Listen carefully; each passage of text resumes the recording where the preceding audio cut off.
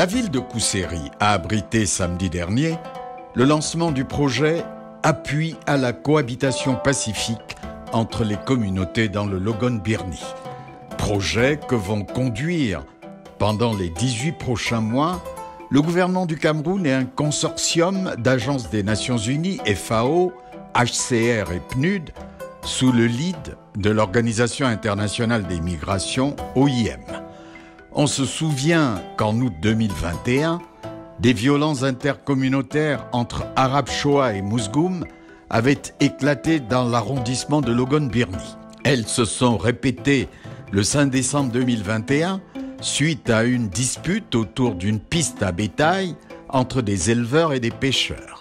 Le bilan enregistré avait fait état d'au moins 44 morts, plus de 100 blessés, des incendies de biens, des destructions et pillages de maisons, de greniers et de diverses infrastructures socio-économiques dans 112 villages. Ces violences avaient également entraîné le déplacement interne de plus de 37 000 personnes et l'exil de plus de 43 500 Camerounais vers le Tchad. 10 villages ont été sélectionnés pour la mise en œuvre de ce projet qui sera déroulé sur 18 mois avec un financement global de 4 millions de dollars américains. Il faut dire que ce projet est particulier parce que c'est aussi l'engagement que le Cameroun a pris sur la scène internationale dans le domaine du nexus humanitaire, paix et développement. C'est dire que ce projet met ensemble des organisations internationales en charge de l'humanitaire, celles qui s'occupent des questions de paix et enfin celles qui s'occupent des questions de développement. Les résultats sont donc nombreux, l'ambition est grande, mais nous comptons sur le leadership du gouvernement et également celui des acteurs locaux, à savoir les chefs et les leaders traditionnels. Focalisé sur les causes profondes du conflit, le projet va mener 3 activités principales.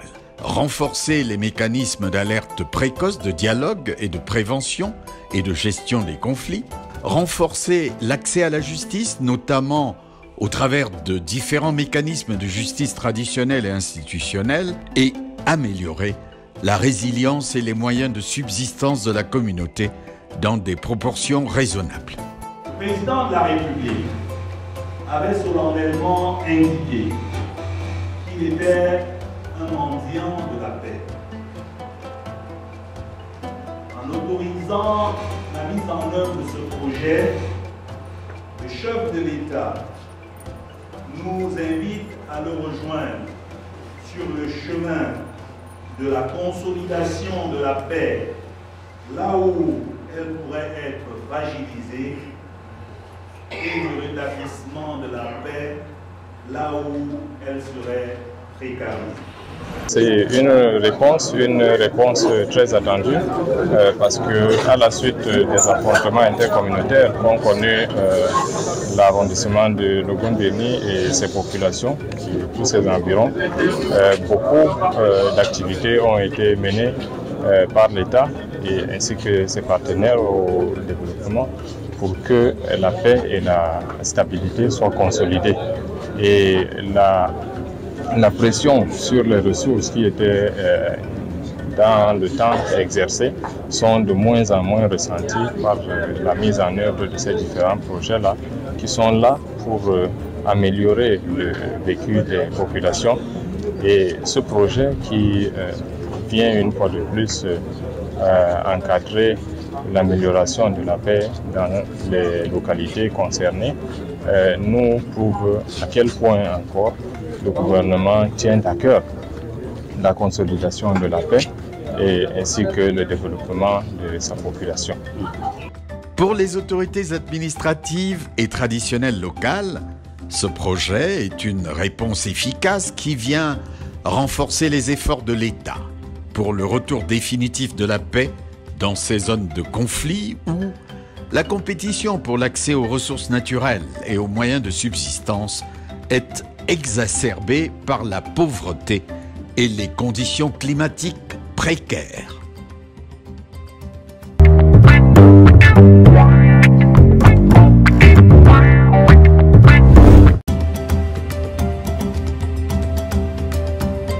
Le 6 mars, les ambassadeurs européens étaient au camp de Minawao, qui abrite des réfugiés nigérians.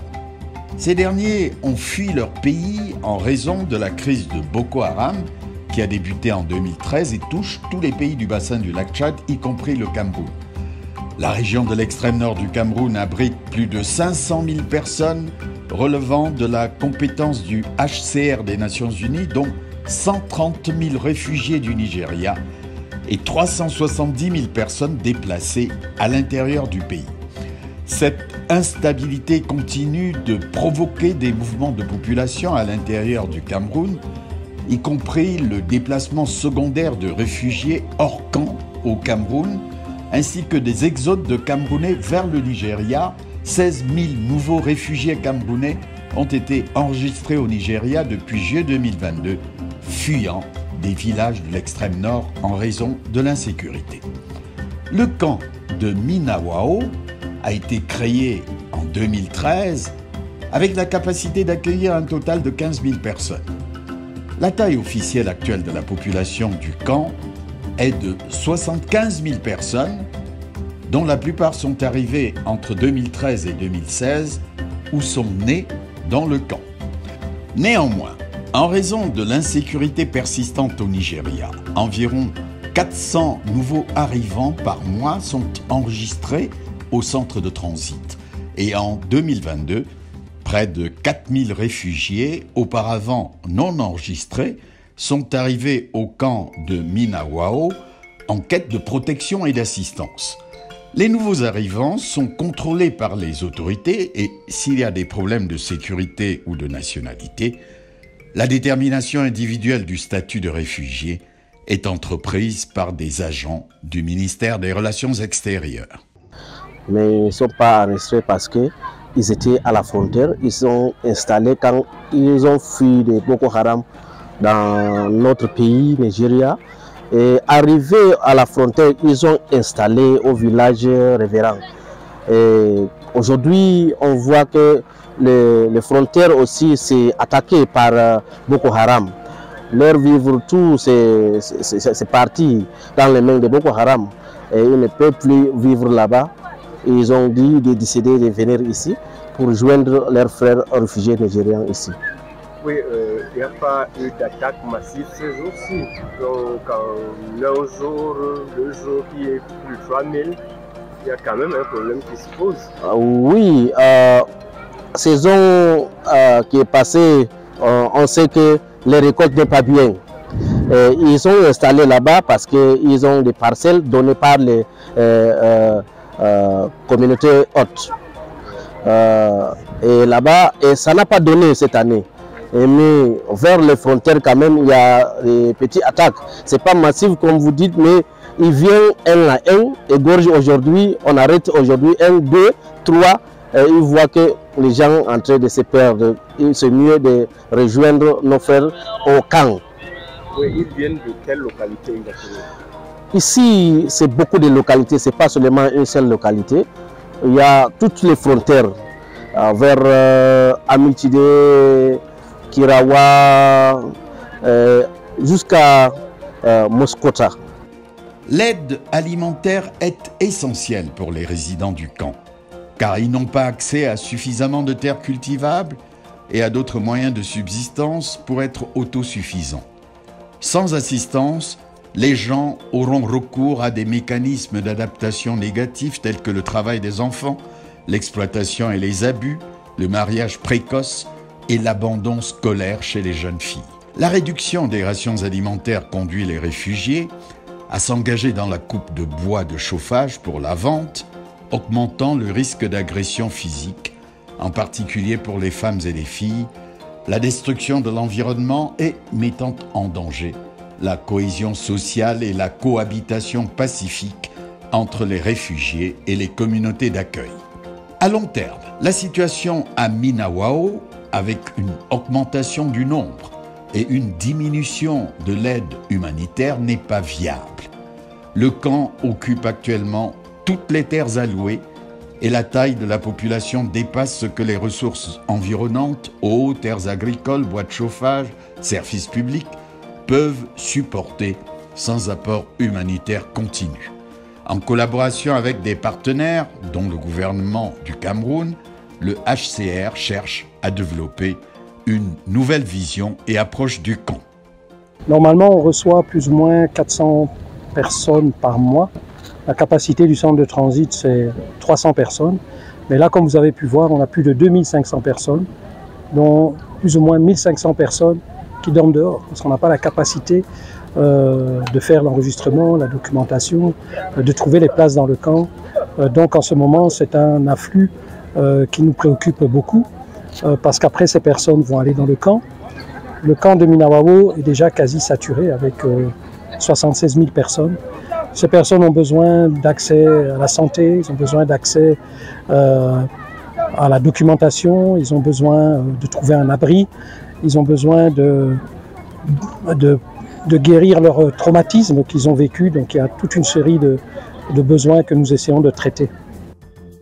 Alors que les solutions durables de rapatriement et de réinstallation fourniront à certains réfugiés des solutions en dehors du Cameroun, de nombreux résidents du camp ont besoin d'alternatives au Cameroun pour devenir autosuffisants. Cette vision s'inspire de l'approche des réfugiés centrafricains dans l'est du Cameroun, appelée villagisation, où la plupart des réfugiés vivent hors des camps. La France, à travers l'Europe, essaye de venir soulager les difficultés et les douleurs de toutes ces populations qu'on a vues depuis ce matin, qu'elles soient des populations déplacées ou qu'elles soient des populations qui viennent d'un autre pays, c'est pareil. Dans tous les cas, il y a des soins, il y a de l'éducation, il y a des services élémentaires qu'on doit apporter à toute personne.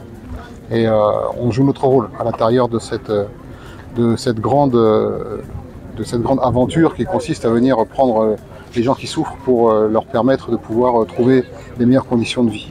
Et à noter que c'est ici au Cameroun, à travers la volonté même des autorités camerounaises d'accueillir sur leur sol les populations qui viennent d'ailleurs pour soulager leur peine. Voilà. Et je retiendrai de cette journée, au-delà de tout ce que j'ai vu autour de la mobilisation de la communauté internationale, les organisations internationales, les Nations Unies, l'Union Européenne, les pays qui, à titre individuel également, viennent travailler ici, c'est peut-être le fait de planter un arbre en partant, en disant que cet arbre, c'est le symbole de la vie qui reprend. Et j'espère que pour ces populations, la vie continuera à se développer, à se déployer comme cet arbre que j'ai planté il y a quelques minutes. Voilà. Et je voudrais que ce soit un signe d'espoir pour tout le monde. Il va falloir mieux sécuriser la situation des réfugiés vivant actuellement à l'extérieur du camp, identifier les communautés où ceux qui vivent dans le camp peuvent être relogés et transformer l'actuel camp de Minawao en une communauté autosuffisante comparable aux villages camerounais voisins en termes de normes sociales, économiques et géographiques, conformément à la stratégie nationale de développement qui vise à favoriser le développement du capital humain et le bien-être de la population. La mise en œuvre de cette vision nécessitera l'engagement et le soutien de tous les acteurs humanitaires et de développement, y compris les réfugiés et le gouvernement du Cameroun.